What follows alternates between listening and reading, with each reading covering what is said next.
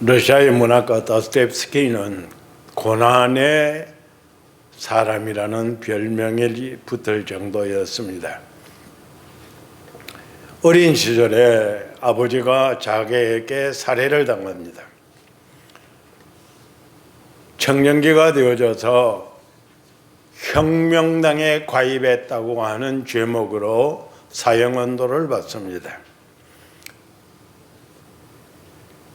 그런데 황제가 이 사람의 천재적인 문학적 소질을 인정해서 특사를 합니다.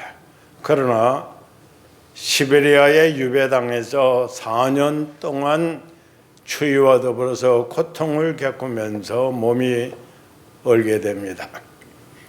유배 생활이 끝난 다음에 결혼을 했는데 그의 아내가 결혼 전에 사귀던 남자와의 관계를 끊지 못하고 계속해서 불륜 관계를 가지기 때문에 막대한 정신적인 고통을 당해서 병을 얻기까지 합니다. 그런데 다행인지 불행인지는 몰라도 그 여자가 병이 나서 죽어버렸습니다. 그래서 재혼을 했는데 또 어려움이 다가옵니다. 재혼해서 나온 아들이 잘 자랐는데 추위와 가난과 유행병을 견디지를 못해가지고 어린 몸으로 죽어버리고 맙니다. 너무나도 큰 충격 속에서 살아오는데 자기도 심한 병을 앓게 됩니다. 그것은 생각만 해도 끔찍한 악성 간질이었습니다. 자주 쓰러지고 넘어지고 일하다가도 발작을 일으키고 이 보통 고통을 당하는 것이 아닙니다. 그런데 이 사람은 자기가 가지고 있는 이 병을 별명을 붙이기를 거룩한 병이라, 거룩한 병이라 이런 별명을 붙였습니다. 그 이유는 이 신체적인 고통이 자기의 믿음을 더욱 견고하게 하고 자기의 인생길을 객길로 가지 아니하고 올바로 가도록 만들어준다고 해서 자기가 가지고 있는 이 병을 거룩한 병이라고 이름을 붙였습니다. 그가 쓴 작품들은 일관되게 고통, 흑암, 암흑, 투쟁, 광명 이런 것들로 이런 어려운 속에서도 빛 한 줄기의 빛이 비친다는 이 사실을 써나가는 것이 그의 작품이었습니다. 인생은 다 그런 겁니다. 오늘 예수님은 하나님의 본체이시고 하나님의 아들이신데도 광야에 내몰려서 시험을 당하시고 40일 동안이나 크나큰 고통을 당하게 됩니다. 그렇다면 우리는 이런 고통쯤 가지고 크게 낙심하거나 괴로워할 것이 뭐 있겠는가 하는 것입니다. 성경이 이렇게 말씀합니다. 12절입니다. 성령이 곧 예수를 광야로 몰아내신지라. 하나님의 성령이 자기를 이끌어 광야로 나가게 하셨다는 겁니다. 예수님은 누구의 위협이 있어서, 누구의 협박이 있어서, 누구의 강제적인 어떠한 외부의 세력에 의해서가 아닌 하나님의 성령의 그 마음이 매여서 이끌려 자발적으로 자의적으로 예수님은 광야에 나가서 40일이라는 긴 시간을 보내시게 되어졌습니다. 성령에 이끌려서 성령의 메인바가 되어져서 초대교회 하나님의 귀한 사역자들, 선교사들은 하나같이 하나님의 성령의 자기의 심령이 매여서 이끌려 살아가고 있었습니다. 사도행전 16장 6절과 7절을 우리가 묵상하면은 선교사 바울 일행의 생활이 거기에 나타나는데, 성령이 아시아에서 말씀을 전하지 못하게 하심으로, 예수의 영이 허락지 아니하심으로, 왜 이 귀중한 하나님의 생명의 말씀을 전해서 영혼을 구원하고 하려고 하는 일을 왜 성령이 왜 막습니까? 사람의 영혼을 구원하여 하나님께 드리려고 하는 일은 엄청난 귀중한 일이고 복된 일이고 영광스러운 일이고 예수님이 오셔서 당연히 하실 일이었는데, 그것을 사도들이 당연히 해야 될 일이었는데 그것을 성령께서 막아서 못하게 하셨다는 겁니다. 좀 이상한 장면이지만 그럴 때에 하나님의 사람들은 겸손히 순종합니다. 그렇습니까? 그러면 우리에게 다른 길이 뭡니까? 어디서 일을 하라는 것입니까? 고요히 순종을 하면서 따라갑니다. 우리는 사도행전 제20장 22절을 읽으면 사도 바울의 심령에서 솟아나오는 목소리를 우리가 듣게 됩니다. 이렇게 말합니다. 보라, 이제 나는 성령에 매임바 되어서 성령에 매여서 예루살렘을 가는데 거기서 무슨 일을 만날는지 알지 못한다. 결박과 환난이 기다리지만 나는 성령에 매임바가 되어져서 그 결박과 환난이 기다리는 곳으로 나는 갈 수밖에 없다. 이게 믿음의 사람들의 자세입니다. 하나님을 섬기는 사람들이라면 최소한도 이렇게 살아야 되지 않겠는가. 우리 하나님의 자녀된 사람들은 하나님의 성령에 이끌려 사는 것이 최고의 행복이고 신앙생활의 승리입니다. 조금 전에 2층에 앉아가지고 쉬다가 문득 요즘 젊은이들이 부르기 좋아하는 노래를 가사를 하나 바꿨으면 좋겠다. 요즘 무슨 젊은이들 가운데에서 아마 무대에서 부르는 사람은 저처럼 머리가 허연 사람은 하나도 없는 것 같아요. 그런데 젊은이들이 오늘 무척 좋아합니다. 나는 주의 사랑에 매여. 이 찬송을 찬양팀이 부르는 것을 들으면 가슴이 뭉클해지면서 감격스러워. 그래서 제가 앉아가지고 그 가사를 다르게 써봤습니다. 오직 주의 성령에 매여 나는 주께 순종합니다. 이 소명의 언덕 거룩한 곳에서 주께 헌신합니다. 주께서 주신 모든 은혜 나는 말할 수 없네. 내 영혼 즐거이 주께 드립니다. 주께 헌신합니다. 예, 우리 찬양팀이 불러주면 좋은데 내가 한번 불러볼게요. 오직 주의 성령에 매여 나는 주께 순종합니다. 이 소명의 언덕 거룩한 곳에서 주께 헌신합니다.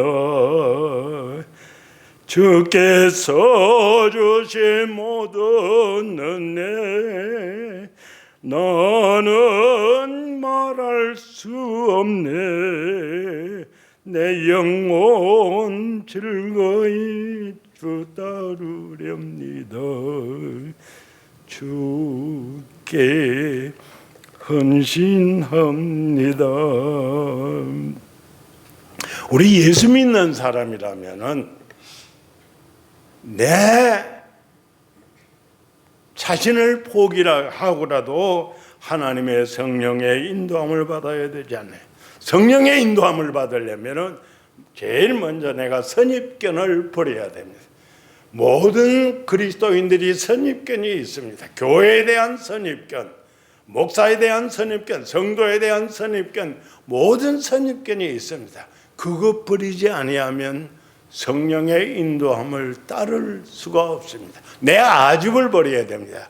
우리 목사에게 고집이 있고 우리 성도들에게 고집이 있습니다. 그 고집 안 버리면은 하나님의 성령의 인도함을 우리가 겸손히 따를 수가 없습니다.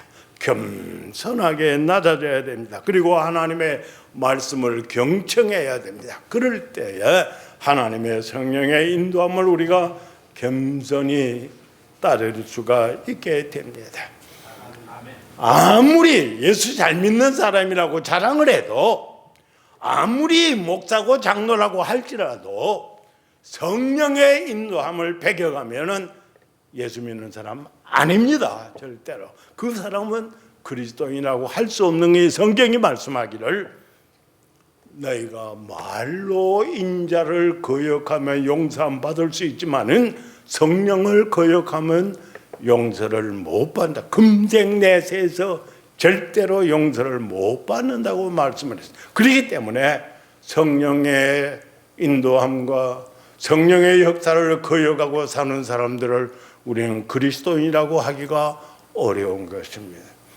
사랑하는 성도 여러분들, 여러분들이 기도할 때에 여러분의 심령 속에 하나님의 성령이 역사하고 여러분들이 성경을 읽을 때에 하나님의 성령께서 내 심령에 역사하여 이렇게 가라고 명령하기도 합니다. 찬양할 때에 하나님의 성령이 내게 역사합니다. 그래서 우리는 그 역사를 거역하면 안 됩니다. 겸손히 순종할 수 있어야만이 합니다. 예수님은 성령의 이끄심에 순종해서 광야에 나가셨습니다. 어디 편안한 주택에 간 것이 아니고 광야에 나가셔서 예수님이 그곳에서 40일이 지나는 긴 세월 시간을 그곳에 보내셔야만이 했습니다. 이 광야라고 하는 것을 제가 깊이 연구를 해봤더니 이 광야라고 하는 이곳은 보통 평안한 곳이 아닙니다.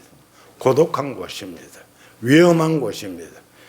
이 광야라고 하는 이곳은 짐승들이 출몰하고 사람들을 공격하고 쉬운 곳이었습니다.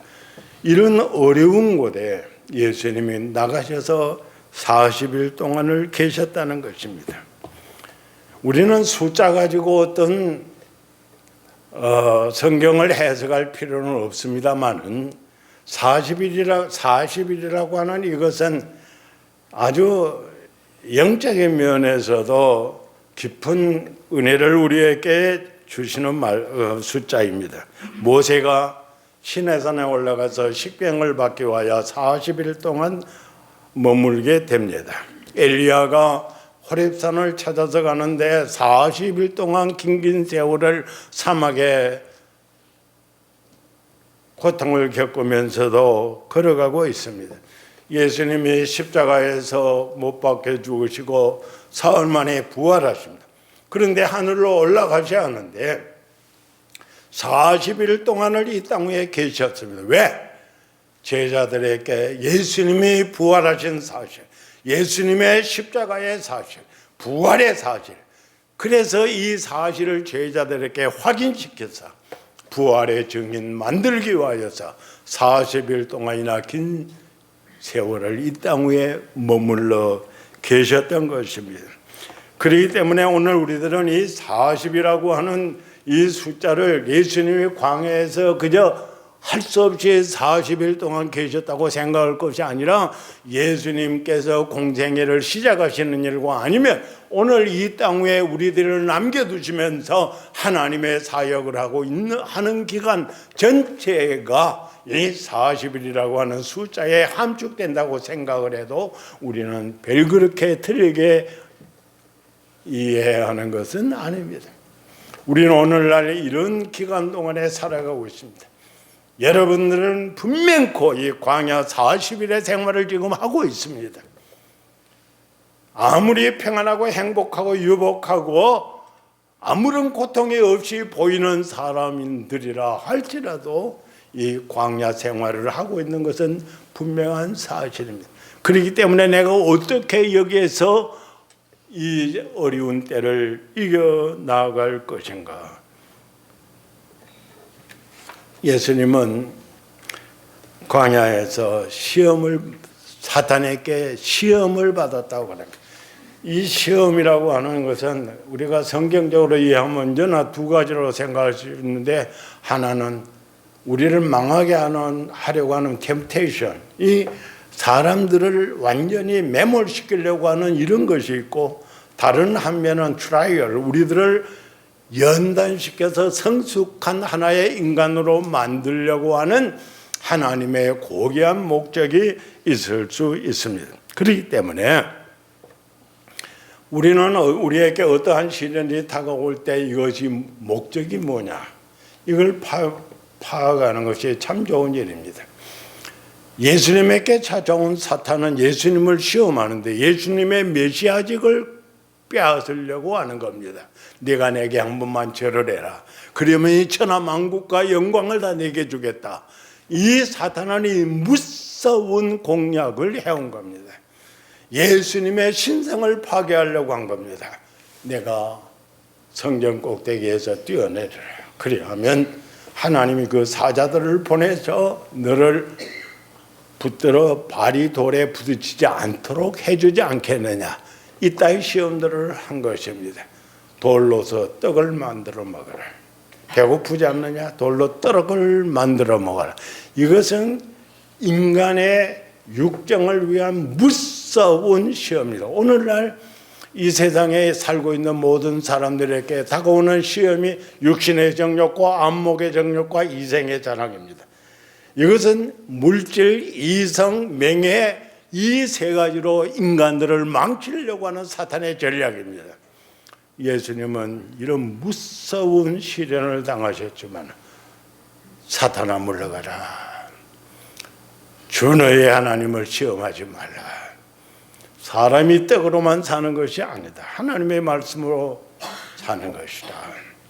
예수님이 이렇게 사탄을 향하여서 선포하실 때에 사탄은 물러가고 천사들이 와서 예수님에게 수종 들었다는 것입니다. 사람이 시험을, 세상에서 어떤 유혹이나 시험을 당하면서 많은 경우에 죄값입니다. 죄로 말미암아 당하는 경우가 많습니다. 물욕 때문에 인간이 어떤 뇌물을 취하여서 쇠고랑을 차고 그는 교도소에 가기도 합니다. 많은 경우에 욕심입니다. 그런데 예수님은 죄가 없으신데 왜 시험을 당하느냐는 것입니다. 예수님은 얼마만큼 죄가 없으신가 하면 베드로전서 2장 22절에 그는 죄를 범하지 아니하시고 입에 괴사가 없으시고 죄를 알지도 못하신 분이라고 예수님을 표현하고 있습니다. 그런데 예수님은 왜 시험을 당하셔야 됐습니까?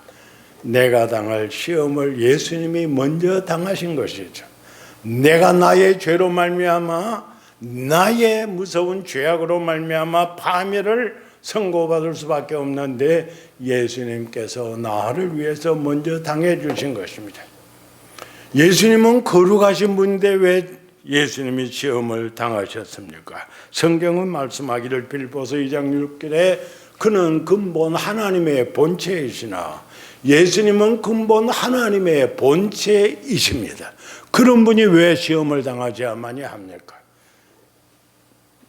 낮고 천한 인간 세상에 오셔서 천하고 볼품없는 나를 승화시켜서 하나님의 자녀의 영광에 이르도록 하기 위해서 예수님이 시험을 당하신 것입니다.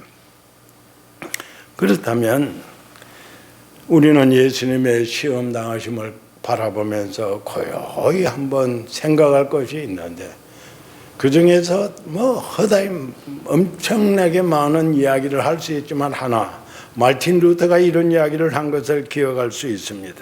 말하기를 나에게 닥쳐오는 시련은 나를 거룩하게 하기 위한 목적이다.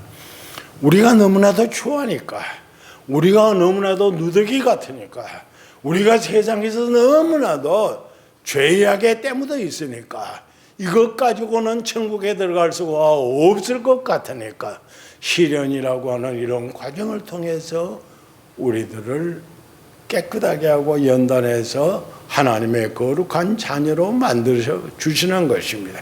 이것을 우리들이 당할 때 괴로울 것 같으니까, 이런 시련을 당할 때 아플 것 같으니까, 이런 시련을 당할 때에 견디기가 어려울 것 같으니까 예수님이 광야에서 40일 동안 계시면서 시련을 당하시면서 우리에게 나도 이런 광야에서 40일 동안 고통을 당했으니 너희들은 어려움을 당해도 너무 낙심하지 말고 괴로워하지 말고 세상에서 승리자가 되라고 예수님이 우리 앞서서 우리에게 귀감을 주신 것입니다.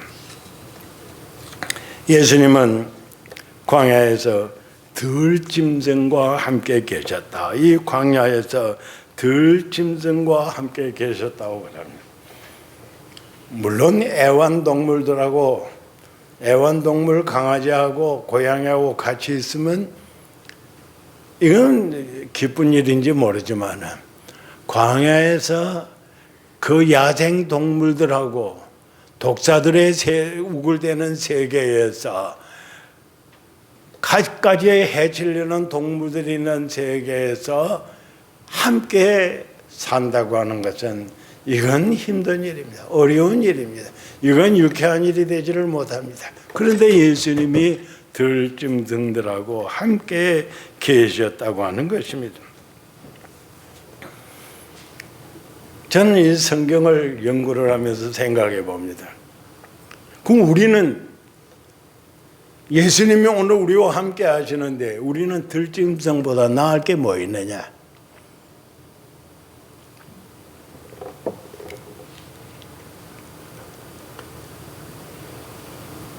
닭이나 개나 동성끼리 절대로 교접하지 않습니다. 결혼하지 않습니다. 그런데 선진국이라고 하는 미국의 법원이 동성 결혼을 결정했습니다. 합법화 시켰습니다. 짐승보다 나은 것이 뭐가 있습니까? 미국의 캔사스에서 빵집을 경영하고 있는 성도가 동성 결혼식장에서 케이크를 배달해달라고 하니까 거절했습니다. 그로 말미암아서 15만 불의 벌금을 물게 되고 할 일이 없게 되어자 가게 문을 닫아야 되었고 남편이 어쩔 수 없어서 쓰레기 줍는 일을 하고 있습니다. 이것이 미국입니다. 동물보다 짐승보다 나을 것이 뭐 있습니까? 짐승은 그러지 않습니다. 짐승이 어떻게 동성 결혼을 합니까? 그런데 인간들은 그렇게 여지없이 추락하고 있습니다. 사랑하는 성도요, 오늘 교회 강단에서 예수님만 구원이라고, 예수님께만이 구원이 있다고 설교를 하면 고발당하면 끌려가서 벌금을 물어야 됩니다. 평등권을 범했다고 하는 것입니다. 설교도 마음대로 할 수 없는 시대가 되어졌습니다. 이것이 짐승보다 나을 게 뭐가 있습니까? 케냐에서는 미국 대통령이 방문한다고 하니까 제발 미국 대통령하고 함께 동성결혼 문제는 인원하지 말아달라고 국민들이 데모를 하고 있습니다. 문명국가 미국보다도 낫습니다. 예수님이 짐승들하고 같이 40일간을 사셨다고 하는 사실은 무엇을 의미합니까? 오늘 짐승보다도 못한 우리 인간들을 예수님은 벌써 아셨고, 그래서 우리 인간들을 구원하시기 위하여서 벌써 광야에서 40일 동안 짐승들과 함께 사셨다는 것입니다. 아담이 시험을 받은 것은 다릅니다. 아담은 에덴 동산에서 시험을 받았습니다. 에덴 동산에는 필요한 것이 하나도 없습니다. 모든 것이 갖추어져 있는 것입니다. 노동이 필요하지 않습니다. 땀을 흘릴 필요가 없습니다. 에어컨디션이 필요가 없습니다. 난방장치가 필요가 없습니다. 모든 것이 만족한 세계인데도 불구하고 그곳에서 시험을 받고 사탄에게 넘어갑니다. 환경에 인간을 넘어뜨리는 것이 아닙니다.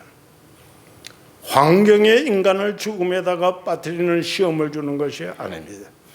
예수님은 머물러 있는 곳은 에덴 동산과는 너무 극과 극의 대조적인 상황입니다.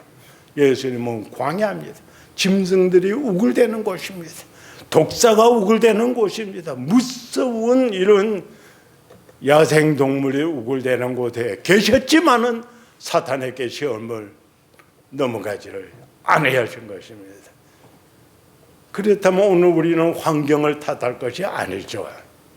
환경을 탓할 것이 아니라 하나님이 나와 함께 하시는 놀라운 은혜의 세계를 늘 갈망하고 살아야 되는 것이죠.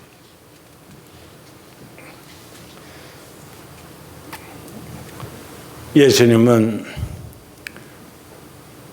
사탄을 물리치니까 다음에 천사들이 내려오셔서 예수님께 수종들더라고 말씀을 하고 있습니다. 천사들이 수종들더라.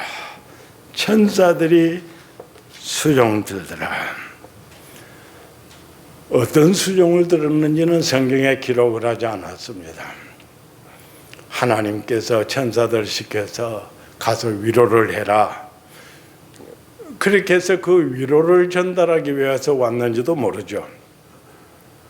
40일 동안 금식하셨으니 침이 시장해지니까 어떤 음식을 가져와서 대령을 했는지도 모르겠습니다. 그러나 우리가 이런 것은 추측에 불과하고 당연한 것이 알 수 있는 사실은 예수님은 세상의 공명심 대신에 하나님의 영광으로 입기를 원하셨다고 하는 것입니다. 헛된 세상 영광 대신에 하나님을 온전히 경배하고 천군 천사들을 통하여서 옹이함을 받고 영광의 찬송을 받으시는 것이 더 좋으셨다는 것입니다. 그렇다면 오늘 우리들이 세상에서 헛된 영광, 세상의 헛된 욕망, 이것 때문에 내 자신의 신앙을 망칠 것이 아니죠. 우리는 하나님께로부터 임하는 놀라운 천국의 영광을 더 귀한 것으로 우리는 하나님 앞에서 감사하며 받아야만 하지 않겠는가 하는 것입니다. 여러분과 저도 이 세상 믿음의 생활을 할 때 어떤 모습으로든지 시험을 당하는 것은 사실입니다. 그 이유는 모든 인생에게는 수고와 슬픔이 다가옵니다. 우리는 시편 90편 10절을 읽으면 인간의 모습을 보여주는데 우리의 연수가 70이요 강건하면 80이라도 70이요 강건하면 80이라도 그 연수의 자랑은 수고와 슬픔뿐이라는 것입니다. 아무리 세상에서 감기 한번 앓지 아니하고 건강하게 살아온 사람이라 할지라도 성경은 말씀하기를 인생 한평생은 슬픔과 고통의 점철이었다고 말씀하고 있습니다. 그래서 세상의 영화를 다 누렸던 솔로몬은 말하기를 헛되고 헛되도다, 또 헛되고 헛되다. 세상 만사가 다 헛되다는 것입니다. 무엇이 그렇게 가치 있고 유용한 것이 있겠느냐 하는 것입니다. 그렇기 때문에 우리 성도는 헛된 세상 영광을 붙잡기 위하여서 우주보다도 귀한 믿음과 하나님의 말씀을 놓치는 일은 우리에게 생겨나서는 안 되겠다는 것입니다. 여러분과 저는 성경을 읽으면서 위로받는 부분이 있습니다. 우리가 세상에서 시험을 당합니다. 베드로전서 4장 12절에 보면 분명히 우리가 시험을 당할 수도 있지만 이 시험을 당할 때 세 가지의 놀라운 축복을 받는 기회라고 베드로전서 4장 12절에 말씀합니다. 첫째로는 예수님의 고난에 동참할 수 있는 기회입니다. 둘째로는 성령이 내게 임하는 기회입니다. 셋째로는 더 좋은 은혜에 참여하는 기회입니다. 내가 세상에서 어려운 시련을 당하고 고통을 당할 때에 이 놀라운 세 가지의 은혜와 축복이 임한다는 것을 생각하면 어떤 시련이라도 우리는 너무 괴로워할 것이 아니라 이 풍랑이 인하여서 하나님께로 더 빨리 가게 하시는 하나님의 놀라운 그 사랑을 한번 생각해 보아야 됩니다. 저는 이 말씀을 준비하면서 이런 생각을 해봤습니다. 예수님이 광야에 나가서 40일간 계실 때에 굉장히 마귀가 바빴겠다 하는 생각을 해봅니다. 왜 마귀가 바빴겠느냐, 분주했겠느냐, 어떻게 하면 예수님의 메시아권을 빼앗을 수 있을까요? 어떻게 하면은 예수님으로 하여금 골탕을 먹게 할 수 있을까? 어떻게 하면은 예수님으로 하여금 실패하게 할 수 있을까? 그것 연구하느라고 밤잠도 못 자고 이 사탄이 무척 분주했을 것입니다. 안 그렇겠습니까? 오늘 우리의 세계는 어떠합니까? 내 심령이 주의 은혜로 평안하고 만족하고 행복하고 감사하며 사는데 이 시샘을 하는 마귀와 사탄이 분주할 겁니다. 어떻게 하면 저 성도의 심령 속에 건전한 믿음을 빼앗아 버릴 수 있을까?